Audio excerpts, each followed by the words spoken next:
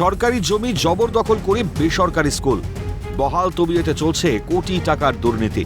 অভিযোগের নিশানায় প্রধান শিক্ষক শেখ ইমরান আলী। মহেশতলার ছোট্টাবাজার এলাকার ঘটনা। জনস্বার্থ মামলা দায়ের কলকাতা হাইকোর্টে। আবেদনকারী মকবুল হোসেনের অভিযোগ, 2004 সালে স্কুল ও শিক্ষক প্রতিষ্ঠান কেন্দ্র তৈরি হয়েছে। 2005 সালে তৈরি হয় জমি লিজ নেবার কাগজপত্র, কিন্তু খবর প্রকাশ্যে আসতে সময় লেগে যায় প্রায় 12 বছর। 2017 সালে আরটিআই করে আবেদনকারী জানতে পারে গোটা ঘটনাই অবৈধ। জানা যায় জেলা পরিষদকে না জানিয়েই নকল লিজ নেওয়ার কাগজপত্র তৈরি হয়েছে। এমনকি জমি দখল ছাড়াও একাধিক দুর্নীতির অভিযোগ রয়েছে এই শেখ ইমরান আলীর বিরুদ্ধে।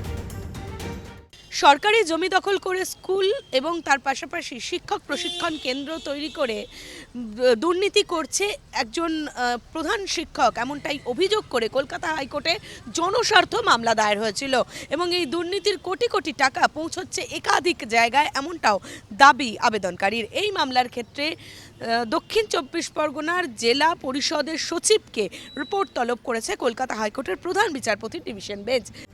মামলার শুনানি ছিল প্রধান বিচারপতি টি.এস. শিবজ্ঞানম ও বিচারপতি হিরণময় ভট্টাচার্যের ডিভিশন বেঞ্চে। দক্ষিণ 24 পরগনা জেলা পরিষদের সচিবের কাছে রিপোর্ট তলব কলকাতা হাইকোর্টের। 2005 সালের কিভাবে লিজ পত্র তৈরি হয়েছে, এই চুক্তিপত্রের আদৌ কোনো গ্রহণযোগ্যতা আছে কিনা, সরকারি সম্পত্তি এভাবে বেসরকারি সংস্থাকে লিজ দেওয়ার কোনো আইন রয়েছে কিনা, জেলা সচিবকে জানানোর নির্দেশ প্রধান বিচারপতির ডিভিশন বেঞ্চের। জেলা পরিষদের জবাবের ভিত্তিতে পরবর্তী সিদ্ধান্ত নেবে কলকাতা হাইকোর্ট।